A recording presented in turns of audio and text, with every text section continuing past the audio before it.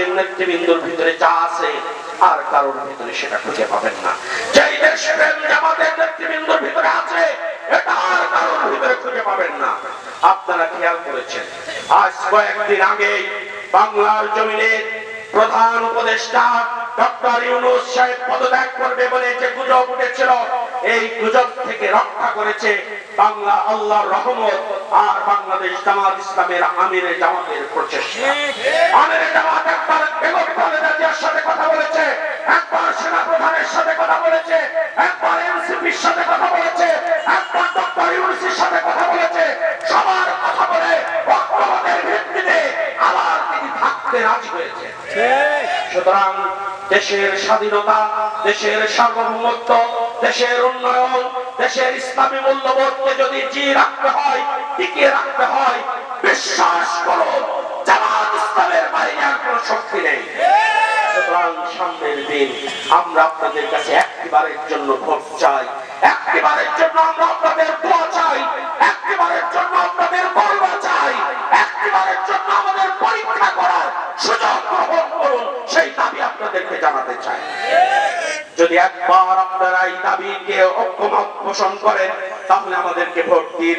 আমরা দায়িত্বহীন ভাবে বলছি আপনারা ঠকবেন না, দেশের কোন মানুষ ঠকবে না, হিন্দু বৌদ্ধ খ্রিস্টান কোন দলের মানুষ ঠকবে না।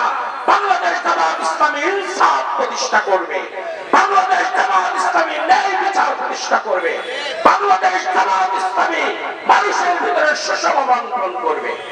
আসুন আল্লাহ তাআলার কাছে আমরা সাহায্য চাই, আসুন আমরা এলাকার মানুষের জন্য কাজ করি, আসুন আমরা জনগণের জন্য কাজ করি, আসুন আমরা দুর্ভোগ কমানোর জন্য কাজ করি, আসুন আমরা বৈষম্য দূর করার জন্য কাজ করি, আসুন আমরা ন্যায় বিচার প্রতিষ্ঠার জন্য কাজ করি।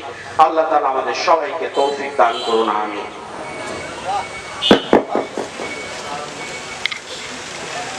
সম্মানিত উপস্থিতি, আমরা আমাদের প্রধান মেহমানের বক্তব্য কথা শুনলাম। এখন সহকারী বক্তব্য রাখছেন আমাদের ইউনিয়ন আমির ভাই মোহাম্মদ শামসুদ্দোহা। বাংলাদেশ জামাত ইসলামী নারুদাইগঞ্জ শাখার পক্ষ থেকে আজকের যে সাধারণ সভার আয়োজন করেছিলাম, এই আয়োজন সম্মানিত প্রধান অতিথি সহ উপবিষ্ট নেতৃবৃন্দ, সামনে উপবিষ্ট তৌহিদ জনতা সাগরী প্রধান, আসসালামু আলাইকুম ওয়া রাহমাতুল্লাহ।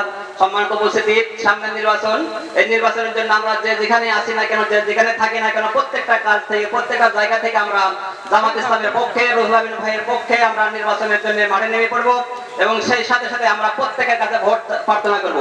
আগামী দিন হবে বাংলাদেশ জামাত ইসলামী দিন, আগামী দিন হবে বাংলাদেশ জামাত ইসলামী দিন, আগামী দিন হবে টুপিওয়ালাদের দিন। এই বলে আমরা সংক্ষিপ্ত আলোচনা শেষ করছি। আসসালামু আলাইকুম ওয়া রাহমাতুল্লাহ।